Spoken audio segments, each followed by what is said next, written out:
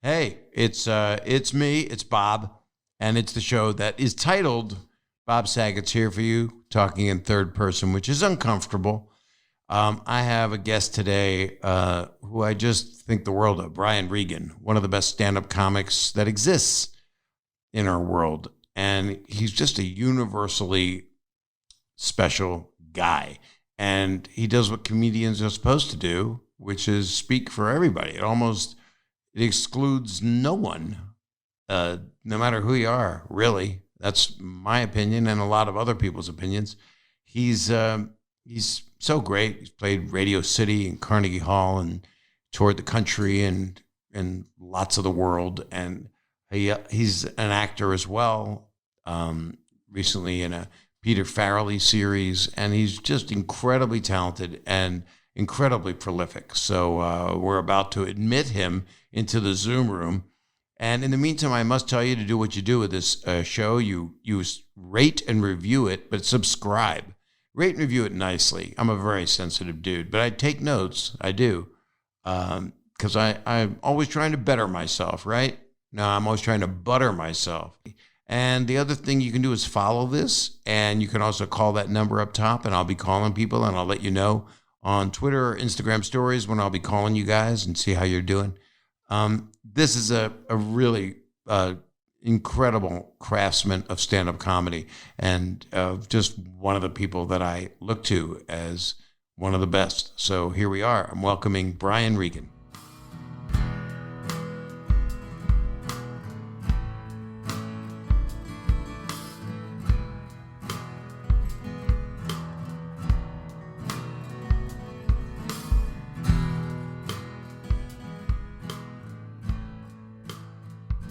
Thanks for doing this. Of course. Thank you. You know how I feel about you. It's purely physical. So where are you? Where are you now? I'm in my home in Las Vegas. And that is good, right? You love it there, right? Yes. I've been here 18 years now. And you mean you've been in quarantine that long? I've been in quarantine for 18 years. I was O.J. Simpson's cellmate for a few years out here. Top or bottom bunk? We'd flip back and forth. Wherever he wanted to be, I would go, yeah, well, that's fine. Yeah, I mean, he's got the Heisman. I've actually seen him a few times out here. He lives here in Right. Las Vegas, Right. and he hits the nightclubs. You know me, I'm a big nightclub guy. Oh my God, you've been partying forever. I'm just Mr. Party. And Right. So I was in a club. It sounds weird. I'm in a bar, a club doesn't, I feel weird saying I was in a club like I'm 25 years old. Well, it's you just walking around. And go ahead. He walked behind me and put his hand on my back, to just scoot by. And that feeling of, that's OJ's hand. I was in a sushi bar once. It was right after the trial, and he was a free man, and we were, my three daughters and I, and they'd been watching the news with me. We'd all seen a lot, and he was there with a date, and I told them that in this sushi bar he had killed all the fish. And I got a laugh from the oldest. The other two looked at me like, "What are you gonna do to me, Dad? This is really bad. You're gonna mess up my mind." Brian, I just watched your new special on the Rocks, and it's out tomorrow. Actually, that's when this is coming out. This pod. Okay. So it is. I don't want to say one of your best, but I mean you're always great. But it's really great. Thank you. Yeah. Thank you. Is it, now you're so voluminous, not in metric weight, but I'm saying how you're prolific. How long did you roll that set? Or, I mean, just walk me through it. Well, I had a 2 special deal with Netflix. This is the second of the 2. The first special came out, I don't know, 3 years ago, something like that. Thank you. So once that comes out, I start the process of trying to come up with a new hour, I always say there's three simultaneous goals. There's the individual jokes, a bit, and then there's the 5-minute spots, for Letterman or Fallon or something like that. Those are a different animal. And then there's the hour goal. So all of those are happening at the same time. But this hour started about 3 years ago. That makes sense. I'm on like a 4-hour. I'm on a 4-year. I'm on a 4-hour podcast. No, I'm on a 4-year between specials trajectory. I know for a fact that you will do a special and you'll shoot like half the material is different than the other set. We shoot 2 in one night is how you do it. But you're pretty prolific. What do you think you credit that to? Well, I hate that. That sounded like an interviewer question, because in your stand-up, you're constantly talking, and you have the greatest dumb person character, which you are one of them sometimes. You're right. But you're learned. You're a learned man. Thank you. And you say you love words. I appreciate that. For me, I like to think that the comedy is coming from two perspectives. It's from a guy who feels uncomfortable and inadequate and insecure, but that guy is also aware of the world and can see stupid behavior. So I like both of those things happening within the comedy, and I hope it comes across that way. It always bugs me when people think it's just the dumb side. It's like, well, that's only half the joke. Unfortunately, we're living in a time where people are exuding quite a bit of that persona, but you're being self-aware about it. That's what's so brilliant about it. You've always done that. Well, that's what a great stand-up is they look from the outside, so that you're giving the full view for sure. Thanks, man. But to answer your earlier question, as far as prolific, which I appreciate, there was a time when I got lazy. And when I first started headlining and first started getting a little bit of a following, I was in comedy clubs and I was like, wow, people are coming out to see me, which was very intriguing. And then, so the numbers went up, audience numbers, and then they started going down again. And I remember hearing comments after shows where people go, it's the same stuff, but it's funny every time. And like, they think that's a compliment, but to me, I'm like, wow, I don't want it to be the same stuff. So I realized that I needed to go back to when I first started doing comedy and go back to that fear of not knowing if something was going to get a laugh or not, and stop relying on the sure laughs, throw those sure laughs out and go back to the drawing board. And that's when I started like really feeling like, okay, now I can come up with all kinds of stuff if I'm willing to try and willing to experiment, willing to fail, And once you get those sea legs, it becomes, I know that I go to clubs to work out stuff so that when I'm doing hard ticket gigs, I'm not screwing around. I'll put new stuff in a theater gig, but I understand that you'll put in like 10 minutes, 15 minutes of new stuff in a hard ticket gig, which is. And you sneak it in, you bookend it with stuff that hopefully will work, and then put some other stuff in there that doesn't work. And I found, not by design, but I find that if an audience sees a joke not work, they're even more appreciative of the ones that do work than right. You know what I mean? Like they go, oh, everything isn't a home run. You know what I mean? And I feel like it's a win-win. Do you do I do the Carson back pedal, Johnny Carson, not Carson Daly. If something I'm trying doesn't go anywhere, I'll do the, what Johnny did so well. Bill Maher actually does Johnny Carson. He admits it. His stature and how if something doesn't work, he'll blame it on the writers, or he'll well, maybe it wasn't there. Do you do that kind of thing sometimes? Yeah. Like I'll have a couple of savers, to get myself out of a bit that doesn't work. And my stuff is a little, I'm not doing one-liners, like I have to commit to a bit that's going to last 2 or 3 minutes long. And if it doesn't work, it's glaringly obvious. It isn't like, wow, that was a line and now I can just move on. So, as long as I acknowledge it playfully, I'm fine. You know what I mean? Crowds will always give you a foul ball. They're willing to give you a foul ball. Right. And people ask me, and I'm sure they ask you when they don't understand what this is. And I heard actually Bill Maher talk about it the other night. Do you ever bomb? And I would say, what's your answer to that? Yes. Of recent, let's pre-pandemic. No. I just did a private event about a week ago in front of a bunch of high rollers in a casino. I got the feeling within the first 30 seconds, they didn't really know who I was. And they were polite, but there's a difference between performing in front, for me.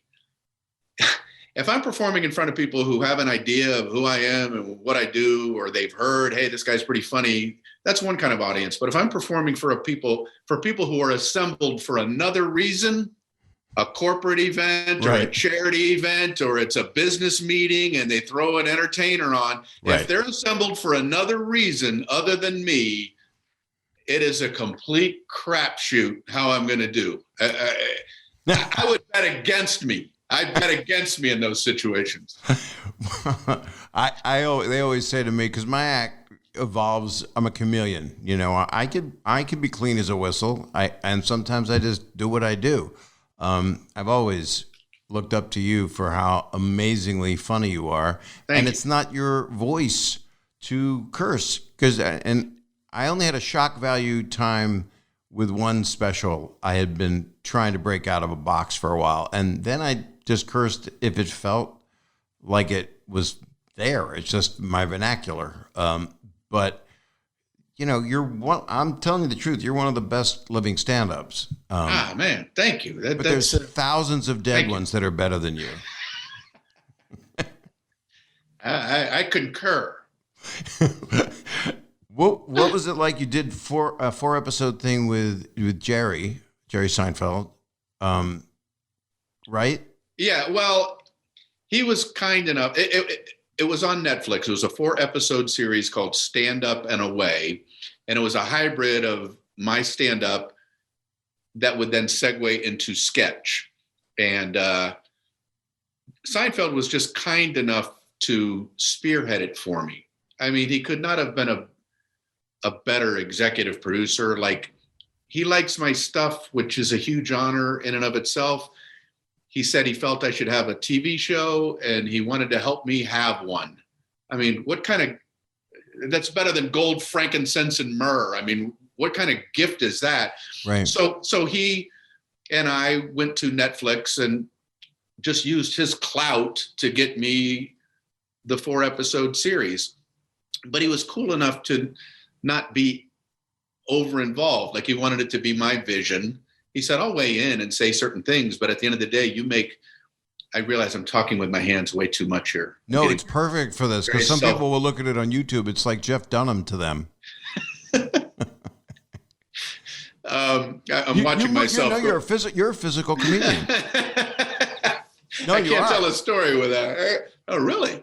Yeah, I know. Anyway, you probably didn't know, but we'll get back to that. So anyway, he spearheaded it for me and kind of let the vision be mine. And it was a huge honor that he helped get that going for me. It's funny, the meeting, it's Jerry Seinfeld and me and Netflix people. And it was so comforting, because no matter what they asked me, like if they would go, all right, well, how do you see this show progressing? My answer could always just be, that's Jerry Seinfeld. So you're just fawning the whole time. That's all you need to know. Can't get over it. He wants to do this, so that's it. It's the end of the story, So what would you like to do? Not say no to Jerry. Exactly. Well, he did it with Colin Quinn. He directed, produced, because he knows the best people, and you truly are exceptional. And many people that are some very well known now are kind of, I'm sure you see them and go, wow, that's me, isn't it? That's a little bit of my way of functioning. We all got it from somewhere. I hate asking this. I sound like an old Steve Allen interview. Because I really want to know, because I see different shades of people in you, but what were your big influences? Okay, let's do the whole thing. How did comedy first hit you? How old were you when you started? And were you in Miami, which is where you're from? I grew up in Miami. I went to college in Ohio, small Midwestern school called Heidelberg College. I went there to play football, and I thought to become an accountant. And after 1 year of economics, I switched majors to communication theater arts. And it was in that world I started doing plays and public speaking and that sort of thing. And that's when I hit on that crazy notion of, I wonder if I could be a comedian. Like it was so fascinating to even have the thought, What year was that? I was supposed to graduate in 1980. So it was around 79, 80 when I first started having these ideas. And that's when the comedy boom started. That's when I got to the Comedy Store, and that's when it really was rock and roll. I got so fortunate. When I first decided to be a comedian, comedy had not quite yet exploded. Comedy clubs were still in New York and LA. So I was planning to move to New York. I had to pick one of the two cities. That was my plan. I go back down to Miami, and in the Miami Herald, there's an ad for the Comic Strip Comedy Club in Fort Lauderdale, Florida. It was a sister club to the one in New York City. Hell yeah. And it said open mic night on Monday night.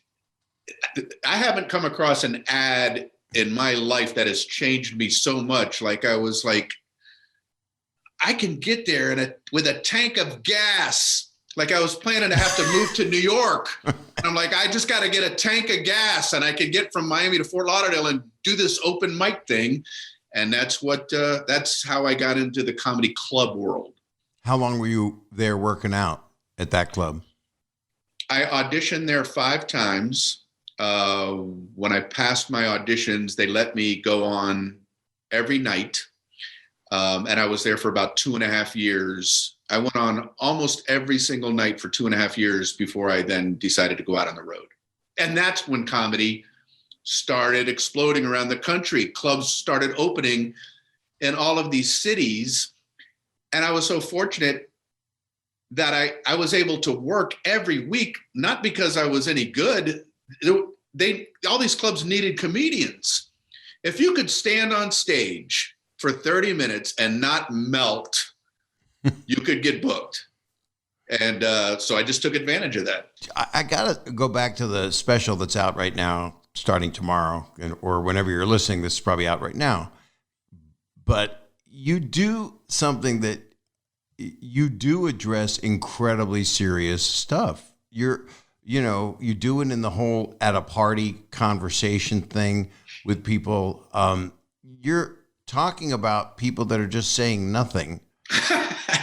That drives you crazy. And then, and then you talk about basically you get to the death penalty. I mean, you talk about, crimes, you veil things in a general way, but it's so cool how you do it. Cause you hit some hardcore topics, but you wouldn't know it cause you're so likable and real about it. Yeah, I appreciate it, man. Thank you. I like to talk about mundane stuff, but then I also like to hit with some real stuff and have it be a little bit of everything, I love being able to, like the crime stuff, I really am proud of that. I like to talk about stuff like that. And, it might be surprising to some listeners to go, I thought he talked about donut sprinkles, right? Which I do, but I also like to talk about the death penalty. I mean, most comedians are they're dark off stage. They get depressed and stuff, and they get upset with what's going on in the world. But anybody from right or left or in between can watch, especially all of your stand-up, see you live if they're lucky enough, or watch your specials, which you've done 7. One was a DVD and one was recorded, and the other 5 were full-on filmed specials, right? Am I right? I have 8. I have this thing I just did on the rocks that we're talking about is the 8th 1 hour that's out there. A lot of them have been specials. One was a self-produced DVD. One was a self-produced CD. So they're not all specials, but I have 8 different hours of material that. Well, our publicist, Michael O'Brien, who is one of the meanest people I've ever met in my life, who's 9'5". He told me 7. He told me 7, and I went, well, what? He's fired. He's fired. That's what this is about. Let's get him run out of town.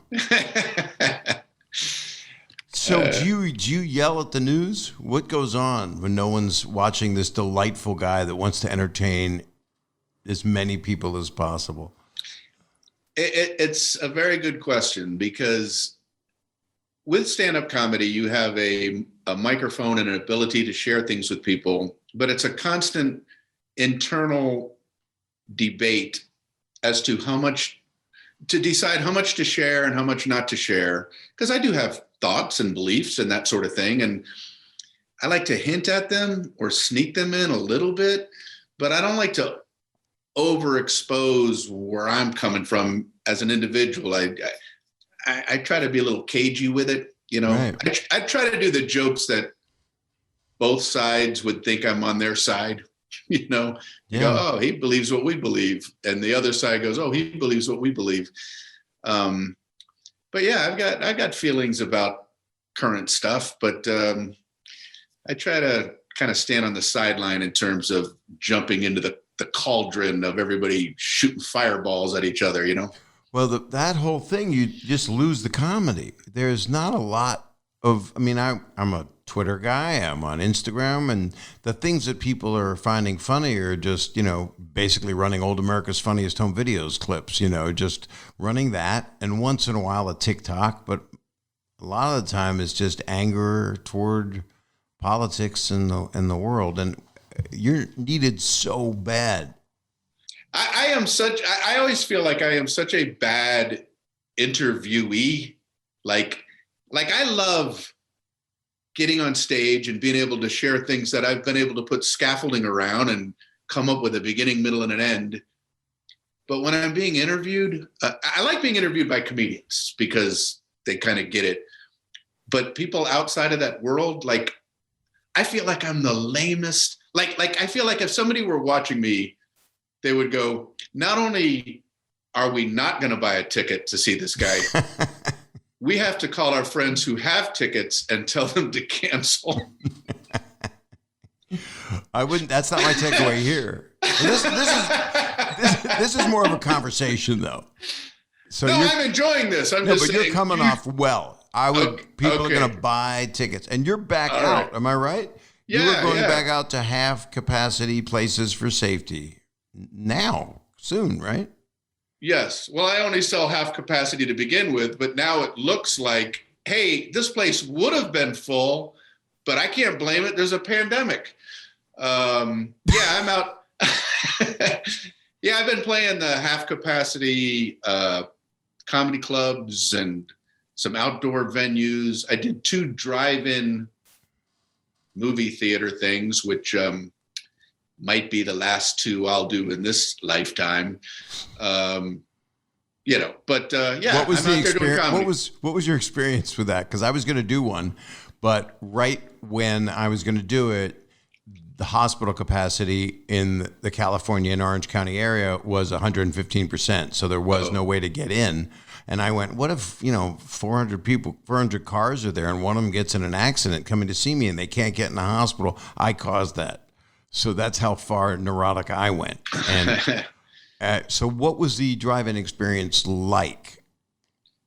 The first one I did, I got on, I forget how many cars were there.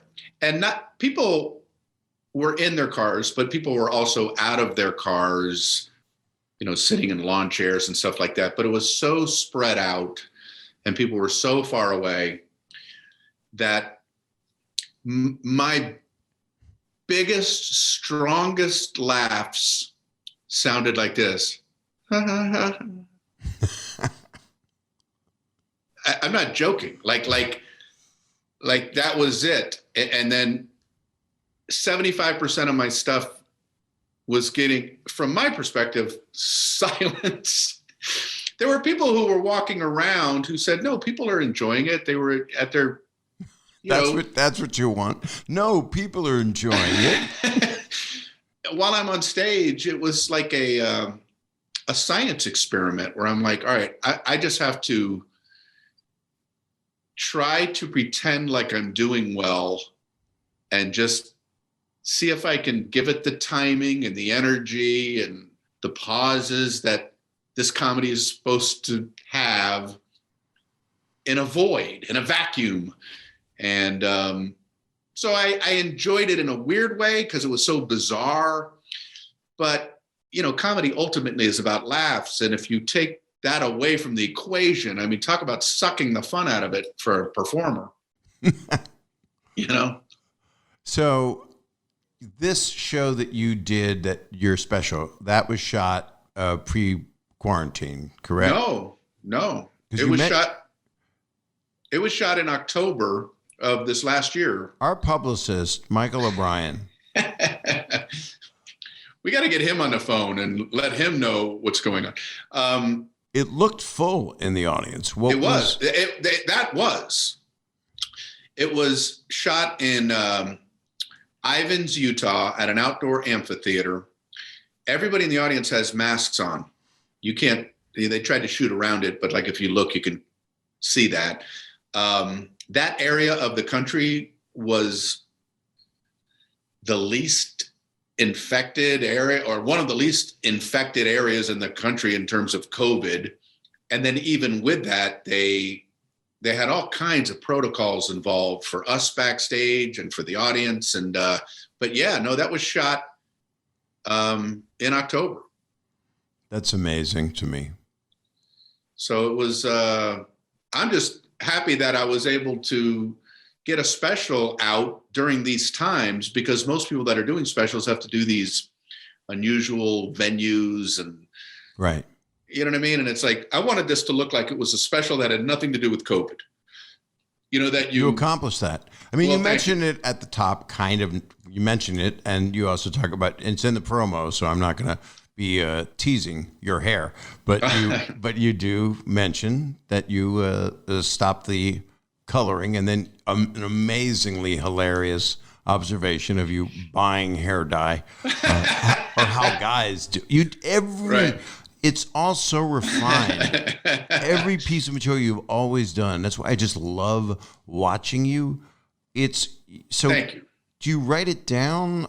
How does it function? Do you get up in the morning and do what a writer does, or do you do what I do, which is you get an idea, write it down, and then think of where would this go, and then what's your process? I'm not good at sitting down and creating comedy. I just don't know how to do it. I've tried to sit at a keyboard. I've tried to sit at a blank piece of paper. A blank piece of paper and me for an hour equals a blank piece of paper. Like nothing's coming out of me. I have to go, and I've just learned that for me, I'm just do what I would normally do. I walk where I would normally walk. I watch what I would normally watch, and then every once in a while, you see something in a weird way and you go, hey, that could be a bit. And then you write it down, and then I'll have a version of it in my head. And then I hit the stage, I tape every show, and I find a lot of the best writing takes place on stage. Mm-hmm. You figure out in the moment how to get at it, That's how I've heard most people do it. I know Jerry is meticulous about writing. Even by his book that he had with all of the jokes from the beginning until the present, it's there. I mean, it's in print. And I know you work a bit in your head.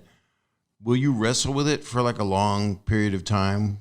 Just like, and that's what I do. I'll keep trying to get there with it. Yeah. That's, to me, I love the process, I mean, it sounds cliche or whatever, but it's like, the initial idea is one thing. It's like, okay, this is a funny idea. And then I love that night after night thing of trying to figure out the best way to convey it. The lottery number bit. No, you know, my God, everybody, the lottery number bit. Okay, it's Brian Regan on the Rocks, Netflix. The lottery number bit. I've never heard anything like it. I didn't know you were you proved you were OCD. It's so great. Go ahead. Sorry.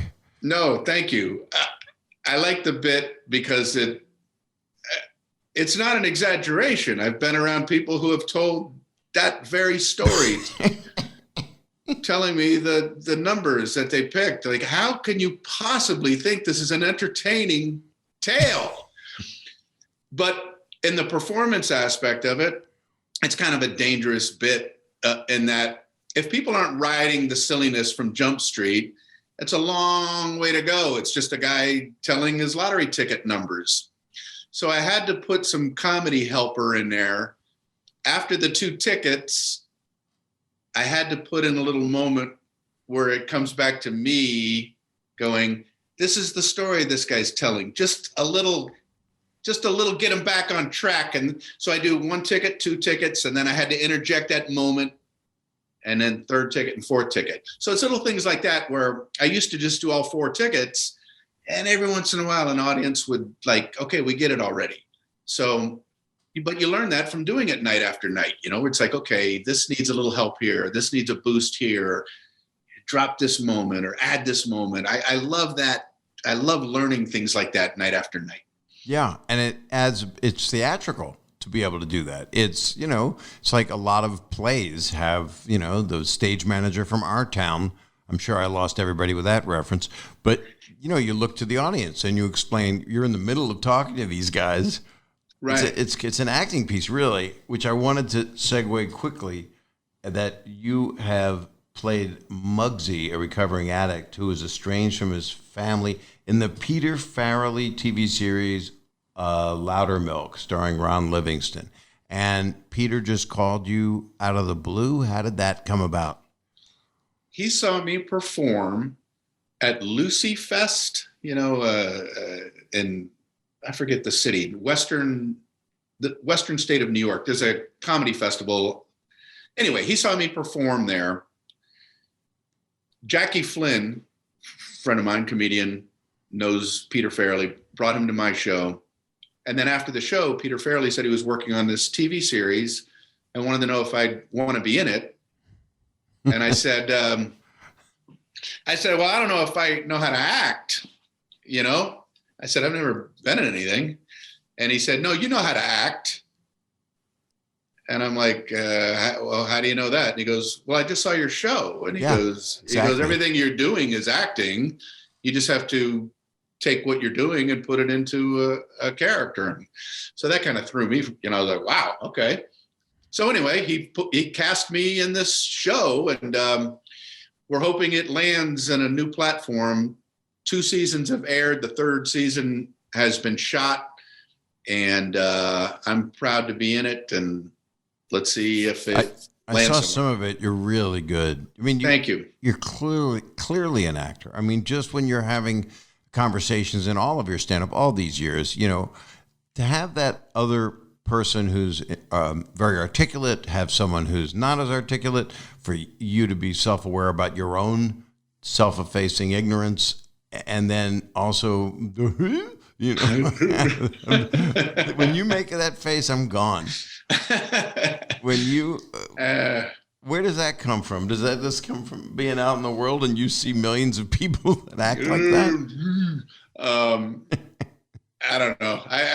The dumb fantasy guy, me feeling dumb, I like to, you know, exaggerate it as much as possible, and it just feels goofy. I don't know. I don't know where it comes from. It's wonderful. I mean, Bill Burr must have, you know, he's so brilliant, and I would think he would be influenced by you just by, I mean, he's an original voice, of course, but I mean, he does the thing where he's always doing the voice of cancel culture. It's like, you know, but you just said that you're, you know, why? why'd you say that? And he's always doing a whiny, angry. You've got the same, you have this voice, this inner conscience. No, I appreciate it. I didn't realize until, I don't know, when I was new to the road, I decided, hey, I better like put some effort into this craft, So I was trying to script out my act. It's like, I'm going to script out all my jokes. And while I was doing it, I realized these are mostly vignettes. They're not jokes. They're scenes. Yeah. It's me and an eye doctor. It's me and a flight attendant. It's me and an inanimate object. It's me and an ironing board. It's me and a microwave oven. There are moments, that are funny. And so I have to, for it to work, I have to act it out. You know what I mean? And so it's fun to do. So who are your influences? Because what you described right before the break was some of our greatest comedians that ever lived. Bob Newhart would always be him in a circumstance at the dentist. Who would you say influenced you the most when you're in Miami? Were you watching TV with your dad, mom? When I was young, I mean, I always enjoyed comedy as a fan, but I never dreamed I would go in that direction, But some of the names are the obvious names, like Richard Pryor. I just love watching Richard Pryor. In fact, I watched one of his specials recently. It came on HBO, and I was watching it, and I literally, it sounded corny, I started crying, like emotionally, because I was watching art done at a magnificent level. And it's like, it's like, I like to think, wow, I like doing stand-up comedy, and to watch somebody like him do it in such a beautiful, pure way, and talk about revealing, it's nice to watch somebody do it at a level that is like through the roof. So I used to love watching him. George Carlin for his, work ethic and how much stuff he put out there. I read both of his books, George Carlin's Brain Droppings and with Napalm and Silly Putty. It's the only books I've ever read where I was literally laughing, hard while I'm reading a book. And it's like, because I could hear his voice in the words. And I was always a big fan of Steve Martin's stand-up comedy. This is what I wanted to talk to you about, because, by the way, those are the three people I see when I'm looking at you. Wow. I see the characters, because Richard would go into the characters. He would just be gone. But his was, of course, his experience is different than yours. He'd be a junkie, or, and then he would snap out of it and talk to the audience. And Steve Martin that's where the physical comes from, because I talked to you earlier and said, you're physical. And you went like, you weren't sure for a moment. But his whole thing was always fluid movement. Yes. And silly. It's silly and smart, double barrel. Like, amen. His character was ridiculously goofy, but the comedian was incredibly smart. And so I'm laughing at both those things. I'm laughing at the character, but I'm laughing at the comedian. I always think like buffoonery without smarts is just dull. You know what I mean? Just like a goof. You want there to be some smarts to it. And Steve Martin had there was a force of smartness to the silliness. And I just always got a big kick out of him. I wish he would do stand-up again. I really do. But well, it's interesting because I know that when he was out touring doing the bluegrass thing, I talked to someone who said, well, there's like 12 minutes of stand-up. If you shake the tree and just take out his talking to the audience. And then him and Marty kind of have those moments, when they go out and tour. And they're doing a show together, which is really cool. But he's probably one of the greatest that has ever lived also. And then Carlin, what's different about you that I love so much is that you can get the poignancy out and you're not angry, Brian. So why are you not angry? I mean, I don't exude anger on stage either, unless someone says something that's wrong to say in a room full of people to me, which I expect once I go out touring again will happen, because people are. Have you had disgruntled people lately? Yeah, I have a lot of difficulty if somebody yells something mean-spirited. It doesn't happen that often, but sometimes people, we all deal with hecklers and stuff like that. If I ever have to cross that line into being a disciplinarian from the stage, it's very, very hard to go back over that line to, hey, it's me again. Because the audience just, they realize we just saw some anger there. It's kind of hard for us to forget that. Whereas, a lot of comedians who are acerbic to begin with in their point of view can drill a heckler and then get right back. It's not, the tone is no different. But for me, it's disarming to have to discipline a crowd from the stage. It's very frustrating. And then you have to go into power mode, and it changes the energy of what you do after that. Right. I've had a bunch of that. But I am equipped, as you know, from history right now with Jewish lasers. So I'm able to stun them. Wow. Because I have one in my eyes. I'm in the market. I'll be happy to purchase one or two. Now, have you been COVIDed? Do you go to the market? I had COVID. I got the COVID. Oh, I did know that from our wonderful publicist, Michael O'Brien. He knows everything. He does. When did you get it? I got it in December. Do you know how you got it? No idea. I mean, so you weren't laying in a Home Depot on the ground with your mouth open. Well, I do that anyway, but I didn't realize that was a way to catch COVID. I was supposed to do shows in Florida. I was going to be flying on a red eye. Took a rapid test during the day, and then got the results like 7:00 at night. And it was sort of like, wow, okay. So we had to do the whole public relations thing, get the social media out that I had to cancel that weekend's shows, and and then I had no symptoms whatsoever, though. That it was when I got it, like that night, I smoked a cigar and drank wine. I'm like, this is the weirdest sickness ever. I'm sick. Okay. And then a few days later, I started getting a slight cough, and then it got worse and worse and worse. And like, I got it pretty rough, actually. I didn't have to go to the hospital or anything like that, but it was pretty intense. And I don't wish it on anyone. Well, really? That would be a weird wish. That would be. Well, people did wish it on some people. I guess people that didn't believe in COVID. But you can't wish ill on people. That's a very hard way to look at things now, because that's not where a lot of people are coming from.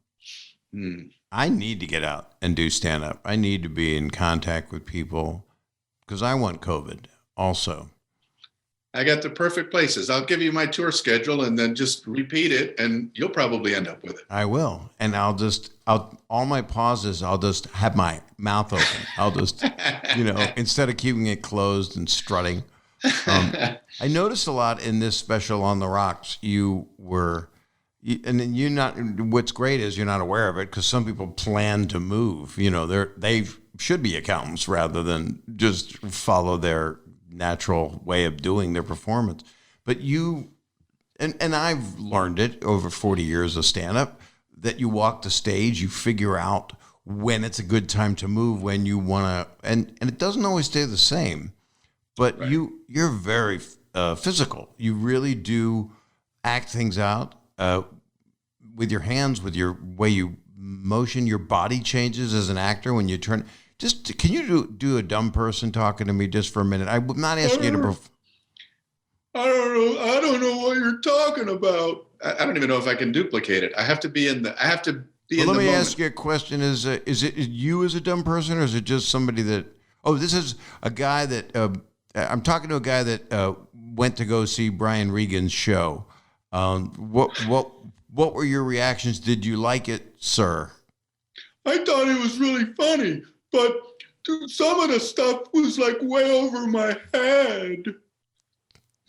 See, so now that's a compliment. You're not taking this guy's admitting his shortcomings. I don't think people always say that.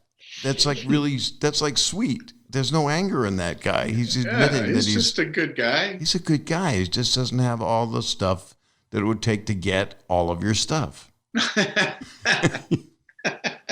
So now you are touring's your favorite thing, right? One of them. I like being on stage doing the comedy. I don't like, going to the airport and looking up and finding out that your flight is canceled. Yeah. And then you got to deal with, that whole deal. I remember when I first started working with my manager, Rory Rosegarten, who's great. He's my friend. I've loved him forever. Rory is great. So we were, I was a new client to him, and I was living in New York at the time. I was at LaGuardia, and I was supposed to fly to some gig, and they canceled the flight. And there was a mob scene around the desk of everybody trying to rebook their flights and get on other airlines and that sort of thing. So I called Rory. This was before payphones. I called Rory and I said, "Hey, listen, I'm at the gate and they just canceled the flight. There's a mob scene around the gate." And so he goes, "Brian, here's what I need." He knew me a little bit. He goes, "Here's what I need you to do. I want you to hang up this phone. I want you to walk to the front of that line. You walk in front of everybody. I want you to walk up to that reservationist and I want you to say, 'I am a performer and I have a show that I have to be at tomorrow night. You need to book me on the next flight immediately.'" And I said, "Rory, I'm going home." And he said, "Okay." So much for the aggressive attitude that he would have done. Yeah, I mean, that's something you're comfortable with, Rory, not me. Right. I'm sure there are people that have more pressing reasons to get to where this flight was supposed to go than me. I have a show I have to do. Right. I'm needed in Calgary. Yeah. Okay, so you've played the most hallowed venues in the U.S. All of them, basically, right? Radio City, Carnegie Hall. Yeah. Have you played Red Rocks Amphitheater outside of Denver? That was amazing. What a beautiful place. Yeah, I'm trying to think of what other. Kennedy Center in Washington. Yeah, it's pretty amazing to be able to, walk on stage. You see the signatures on the wall of all these amazing artists that have performed in these places. And, you look in a mirror and go, what the hell? How did this happen? How did this happen that I'm going out on that stage? I still wonder sometimes, Well, Mike, I have two questions. One, I'll finish with the venues. What was are they all a dream? Is it all like the best date ever in a person's life? Or is there one place or show or a couple shows that stand out to be like, holy crap, I can't believe this? Well, it's hard not to, to do Radio City or to do Carnegie Hall. It's hard not to realize the magnitude of it, to go, man, these places are iconic. Like everybody, you could go into the Amazon jungle and go up to people who have never been contacted before and go, what's the most famous venue? They go, Radio City, Well, I performed there. Oh, really? All right, we won't shoot a blow dart into you. So yeah, it's amazing and it's humbling, it's all that. I think it's because, and I know you don't want to praise yourself, but you work your ass off, right? I mean, you're always. Is it a strong work ethic that was instilled? Because it sounds like from what you were saying earlier that you acquired it after you realized I don't want to keep doing the same stuff every night. I don't want to be that guy. Correct. Yeah. Like I mean, I worked up until that point, but in terms of, hey, I want to get out there and get booked in clubs and that sort of thing. But I forgot about the comedy part of it and the creating part of it. And then when I realized, oh, wait a second, let's bring that back into the equation. Then I've worked on all of that. I mean, I do like to work, but I also have these, I'm going to be done fantasies, like I like the idea of not having to work. Jerry Seinfeld thinks comedians can't retire. He's like, no, comedians have to do comedy until they die. I agree. I don't know. I mean, I like the idea of going, all right, I did a body of work and now I want to learn how to fly fish and I'm done, I don't know if I'll ever get to that point, but maybe. But you do get so much love from the craft. I mean, it's like, I was seeing Don Rickles in a wheelchair and on stage sitting in a chair. And it was still hilarious. You went to pay tribute to the man. And Bob Newhart will do an occasional gig. Mel Brooks does a talk back. He'll sit and have someone interview him, and then he does little bits in between. It's fun to watch that. I mean, I can't see you. Do you know Marty Allen? Marty Allen? I've met him. I don't know him. I mean, he passed away, but a few of us went to go watch him perform in Las Vegas, a very small venue. This is like, I don't know, 6-7 years ago, maybe longer than that. And we had a little front table, a little cozy little Vegas nightclub. And he came out on stage in his tuxedo, older guy. And he was getting laughs. And I mean, I'm sitting right underneath him. And I could see the twinkle in his eye, like he was loving every minute of it. And this is contradictory to what I was saying before about retiring, but it made me feel like it was very comforting to me. Like, so maybe I could just enjoy doing this forever. Like this guy is an older guy. He's probably in his late 70s or something. And he's still on stage getting laughs and enjoying the hell out of it. And it was very comforting and rewarding to be able to watch that, Yeah. Yeah. I mean, I don't want you to retire just because you're going to have more perspectives. You have a lot of good, I have a lot of medical material. It happens as we get older. There's no one that doesn't have something about a colonoscopy or, it right. hits you, But I mean, it'd be really fun to watch you decay and do material about it. Johnny Carson, when he retired, one of the few interviews that he did, somebody asked him, what's it like being retired? And he said, for the most part, he likes it. But the hardest thing for him was thinking of something funny during the day and realizing that he didn't have a stage that night to say it on. And I was like, okay, that could prevent me from retiring because, when you think of something, like I always know if I think of something, I can do something with it. I can write it down and do it in a show somewhere. But what if I'm done? Then what, Is that one of your fears? That you feel like you're going to run out? Because you literally seem like a never-ending waterfall of material. I couldn't come up with a better word than waterfall. I was thinking of your bit where you turn the sink on. Look, we have water. No, I mean, I always tend to think of things, but my fear is if I do choose to retire, that things I think of after retirement day I won't have an ability to share them anymore. Yeah. That's the fear. Johnny Carson was very nice to me, and I was on his show one time, and it was a commercial break, and he said, "I'm sorry the audience wasn't good tonight."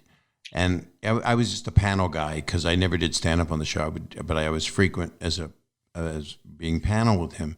And he said, sorry that they weren't good. I said, they seemed really good to me. He says, they're not good. And I said, well, what do you do when the audience isn't good? He goes, there's always tomorrow. And so then the thought is, well, what if there isn't a tomorrow? Because he retired, and right. From what I heard, it was, he'd lost his son. It was he had a hard disengagement from this amazing. I mean, there was only one Johnny Carson. No one will ever command that big an audience on TV. I used to love watching him. Even before I had any inkling of being a stand-up comedian, I just, when I could stay up late and watch him do a monologue, and the way he interviewed people, he was very smart. Like, he knew a lot about a lot of things. He could interview authors and, scientists and, and all of the interviews were smart and engaging, and yet he could be very funny. And he didn't get laughs at the guest's expense. The story I love to tell is the little old lady with the potato chip collection.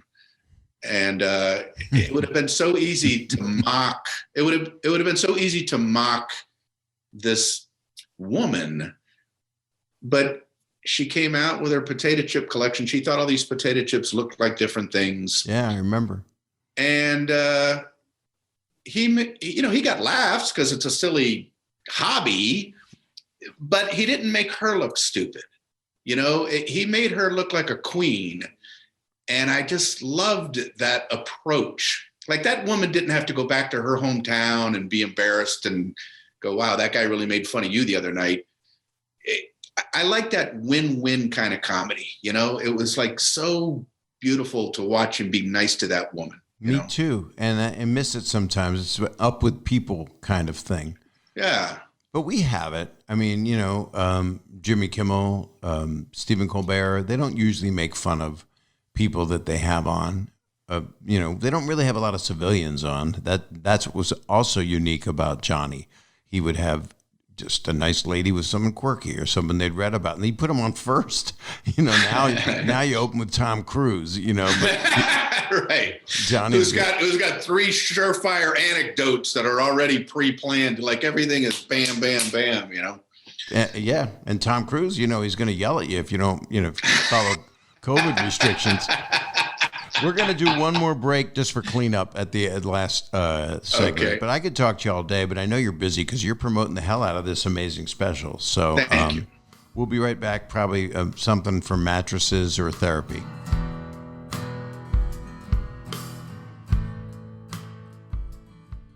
You hear a lot of advertisements about stuff that can make you stronger, help your body, make you look physically better.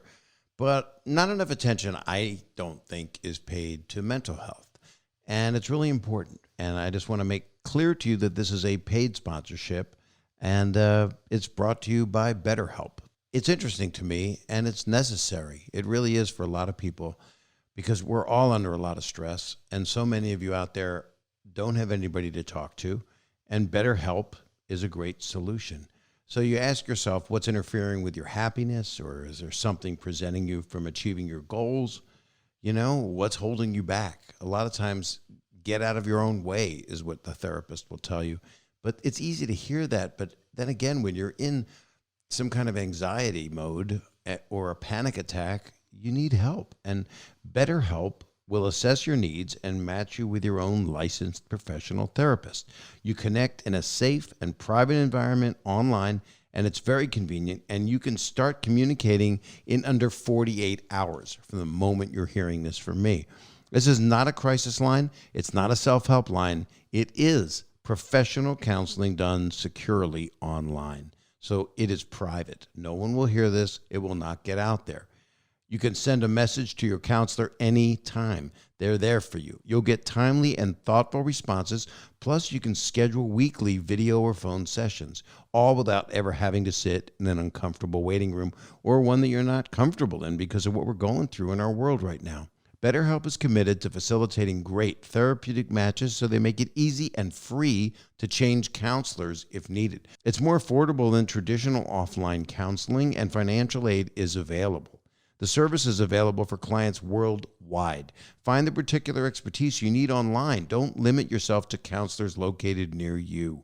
Licensed professional counselors who specialize in depression or stress, anxiety, relationships, sleeping, trauma, anger, family conflicts, LGBT matters, grief, self-esteem, anything. Anything you share is also confidential. It's convenient, professional, affordable. Just check out the testimonials posted daily on their site.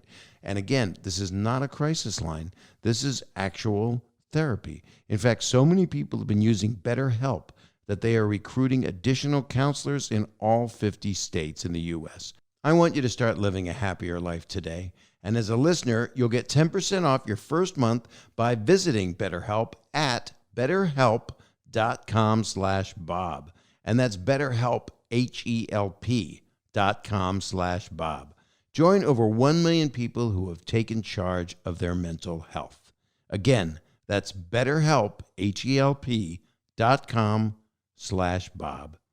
BetterHelp.com/Bob. We're back. They probably just heard something about mattresses or therapy. I don't know. And they go together. Yeah.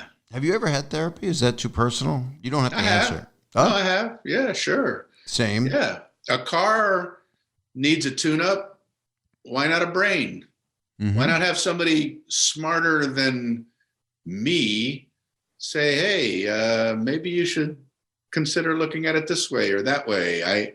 I see nothing wrong with letting somebody guide you to better places. Yeah. You work out your body. You want to right. work on different parts of yourself. A lot of people poo-poo it. They don't want to go in and I don't need it. I'm just fine. And a lot of times I think that they're doing themselves a disservice because we all have pressure.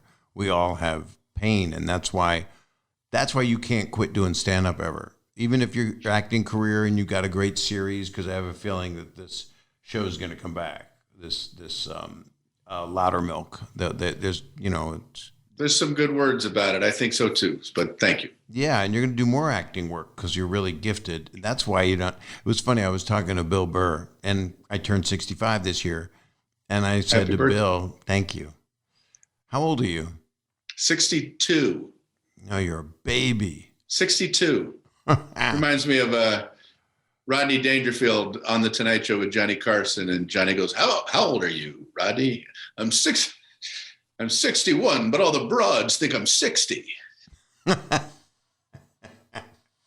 That's how he got action. That's a statue of him right there. I got it from the all right. UCLA. And that's a picture of him with Red Fox right there. Yeah, he was a friend. He was so great. Yeah. So great. And that's the one-liner. There aren't stories. You can do both. I mean, you can throw in one-liners and usually they're in the middle of a story with you, but you do the creative thing that Carlin always did so well.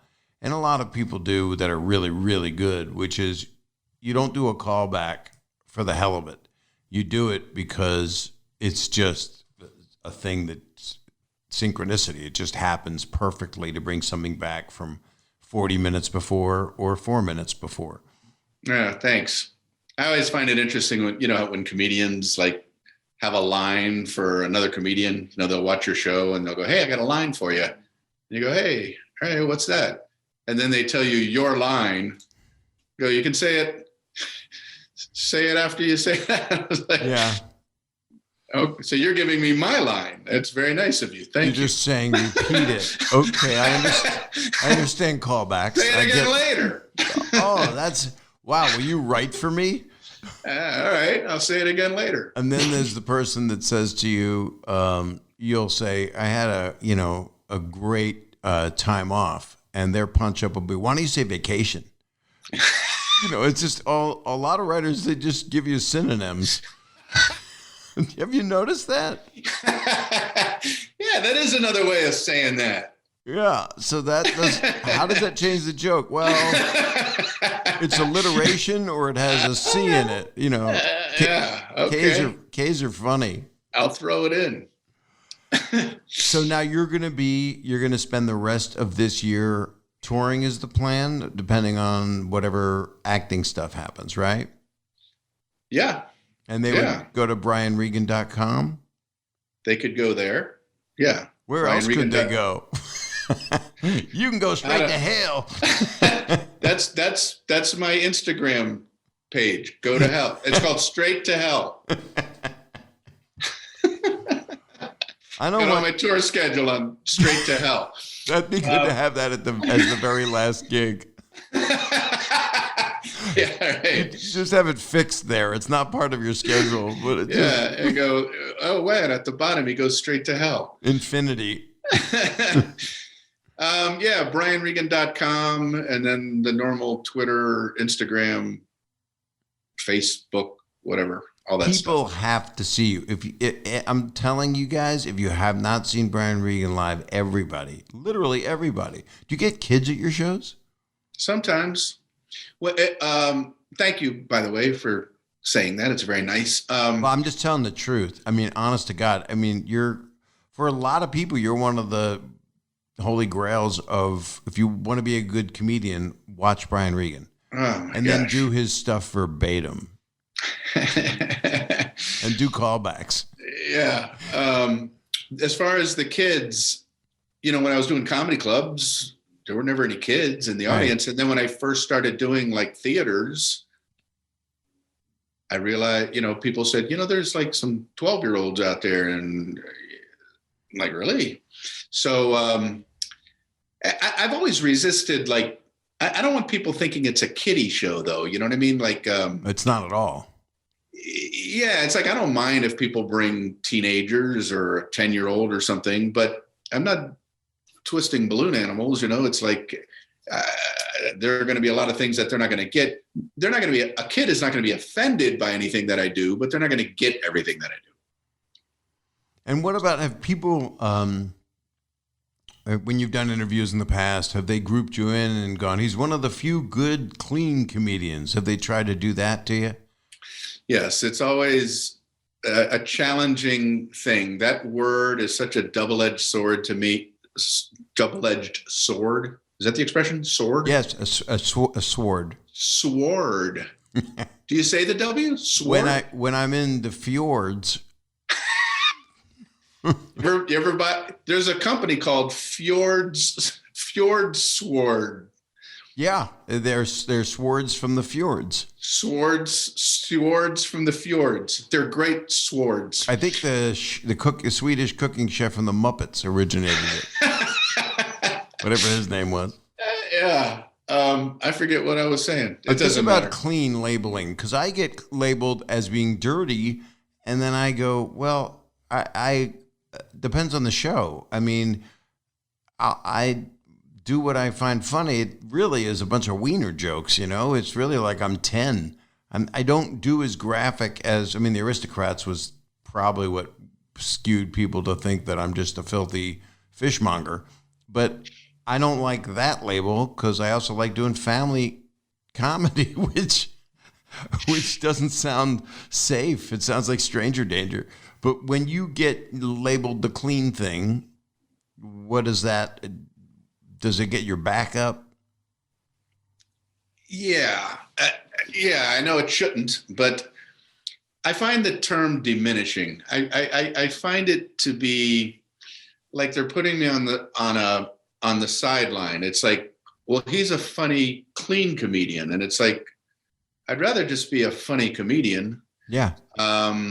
Yeah, I like to work clean, but, I'd like to think can make anybody laugh. And that's the gift you have. It's unbelievable. It's to be able to talk to literally anybody.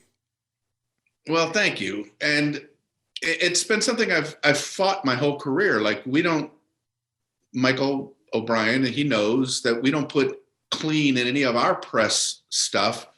But like, if I do a newspaper interview, it's amazing to me I'll do the whole interview, and like usually they'll bring up the clean thing. And if they don't, it's like, okay, great. But the headline, clean comedian Brian Regan coming to such and such. It's like, why do you have to put that? I find, just put comedian. You gained like 200 more audience members and lost 50. Or 300. I might have lost 300. You know, like, who knows? A lot of people don't want to go watch a clean comedian. Whereas if they didn't know, lose, right? Yeah, where if they don't know one way or the other, I'd like to think they'd come and have a good time. But if they saw a headline clean comedian, they go, I don't want to go see this guy. Right. Mine's just when they say dirty or they say X-rated, I'm like, are you guys nuts? South Park's dirtier than me if you dissect it, you know? So it's people love to pigeonhole you, which is a filthy thing to do. That's my comedy right there. You know, the innuendo of pigeonholing, that alone. That's me in a nutshell, which is another one. That's X-rated, Bob. You're doing X-rated stuff right now. I'm so filthy. But it's like they want to do that because people don't realize that funny is just funny. Yes. And being who you are as an artist and as a human is who you are. And when I watch you, you know, you could have cursed. It wasn't needed. It's not needed in what you're doing, but it's also you're tackling some mature subject matter that you have to be at least have lived some life to understand what OCD is. And that's why I don't do newborn baby shows anymore, because I haven't lived enough life. Like, I've tried them. I've done the newborn baby circuit. And I'm walking around amongst the bassinets going, who here has OCD? And they don't even know words yet. You know what I mean? Like, like, I feel like they don't even understand me. They just hear a Peanuts cartoon, just the sound. But I've done a show with all women giving birth. And that, I got applause. I thought I was getting applause, but it was the doctor slapping the behind of the baby. And you thought you were like on a roll. I thought I was crushing. And it was all the babies were born at the same time and all the slapping was happening. Yeah. And here you are thinking, wow, I really got him. And then the crying and screaming I thought were like people blowing like horns at a party at New Year's. I thought I was just killing. So... I was going to tell you what Bill Burr told me, I don't know, 12 minutes ago, because I'm really an amazing interviewer. I just like talking to you, you know? That's why I love doing this podcast. So you're nice. You're nice. Don't you hate when we're you text? We're nice. We're so great. When I text someone and I'll go, thank you, and they go, thank you, in capital. And the texting won't end. And you just, to try to end it, you put a thumbs up. Right, but not even you have to attach it to theirs so they know this is almost over. Here's something I thought of recently. I'm going to try to throw it in my act. But like, when you're having a communication with somebody, you know, text communication or email communication, but you really don't want to hear from them again. You throw in, you throw in a whole season. Like, so you go, a good way to end it or to punt it is to go, hey, have a great summer. So that you're kind of hinting, I don't need to hear from you for 3 months. Have a great decade. Have a great decade. Hey, man. Text me from a hospital. What I was going to say was, because you're 61, I'm 65. I'm 62. 62. Oh, you're young to me. Whatever. Something like that. I think I'm 62. I'm an excellent listener. So I said to Bill Burr, and we were smoking cigars, and it was during quarantine. So I think we inhaled each other's non-COVID. And I said, I haven't even done what I've come here to do, meaning work and movies and stand up and make a really good, be the best stand-up I've never been, make the best special I've never made kind of thing. Because I know I have it, what I want to do, and I was headed that direction. So I said, I haven't done what I've come here to do. And Bill looked at me and said, Well, you better fucking hurry up. That was basically like telling me you're going to die. You've got a year. Yeah. Clock is ticking. That's funny. Well, Brian, I can't thank you enough for doing this. I'm so happy to talk to you. My pleasure, man. Thank you very much. It means a lot to me that you like what I do. I enjoy your humor very much as well. Your My filthy comedy brand of. I love all your dark, twisted, evil, X-rated, other side of the track jokes. Don't forget hedonistic. Hedonistic. Sacrifices. See that on a marquee. The hedonistic humor of Bob Saget. They had this special about cursing, which is on Netflix, and I didn't want to do it because it's like that's just like reinforcing the label. And it was good. My friends were on it, and I was like, oh, maybe I should have done it. But it's like I didn't want to. I mean, George Carlin did it right by calling out those words, and it's almost like how many more versions of that do we need? He already perfected it. Yeah. I don't know. I mean, like, I use those. I'm not filthy, but I'm pretty dirty off stage, with my friends and when I'm golfing and stuff like that. It's right. F this and F that. And people who see my comedy first and then see me in real life, I think they're a little surprised, go, why are these words coming out of his mouth? It's I'm like, kind of the that's opposite. the way oh yeah, that's weird, I'm like, excuse me, you're in my parking space. You have a great confidence strut, though. It's hilarious because that's what Steve Martin-ish to me is that not at all copying him, but the fact that he had this cocky thing of, oh my God, not just I'm a rambling guy, but he's so super cool. It's like the silliest James Bond. And he's wonderfully funny. But you have this other thing that is yours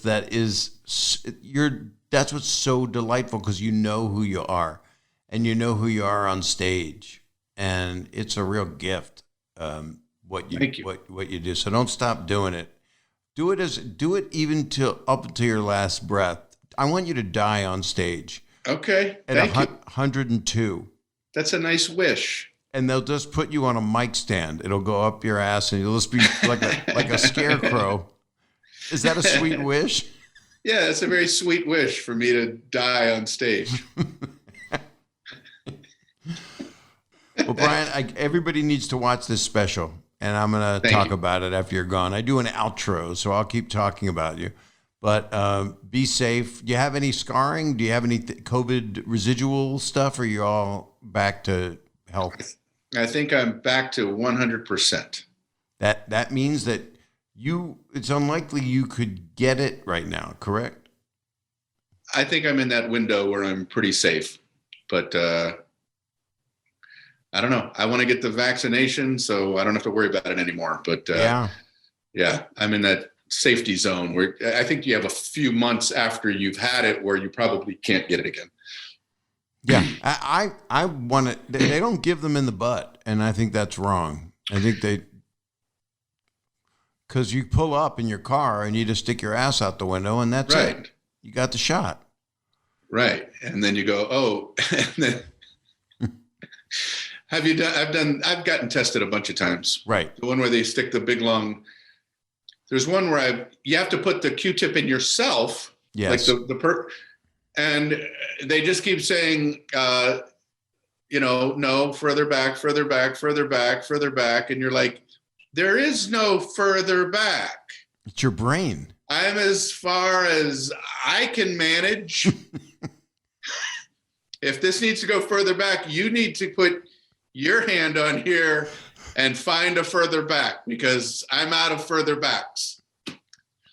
No, a little bit more, a little bit more, a little bit more, a little bit. Okay, there. Now twist it. Twist it. I just think they want to see us tortured. And then they found out, as you know, months later, they just did the short swab. So you didn't have to, but because they all had all the old ones that were longer, they didn't have the budget, so they just had to use them up. Right. There's no justice. There's no justice. Well, so you pull up and just stick the butt out the window. I pull up, put my butt out the window. They hit me with a shot, and then I kind of I flatulate to say goodbye. I tried that. I pulled up. I stuck my butt out the window, and I heard, this is the Burger King drive-through window, right?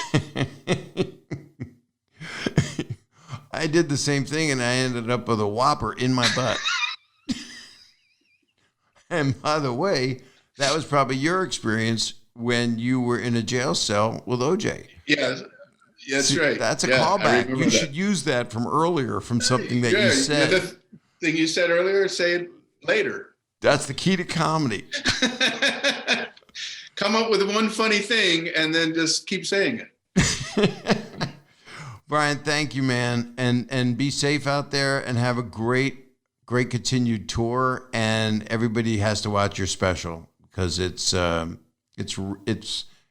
a special for a reason. I never knew that's why they call them a special, because some are not special. I don't want to say who's are not, but people know. Yours is, all of your specials are, they're insanely good. And you are, please don't ever stop, and stay safe. Thank you very much, Bob. Had a great time talking with you, and hopefully we'll hook up again soon. I would like that. And one day I'd like to go golf cursing with you. Yeah, man. It'll be right after my very first tee shot.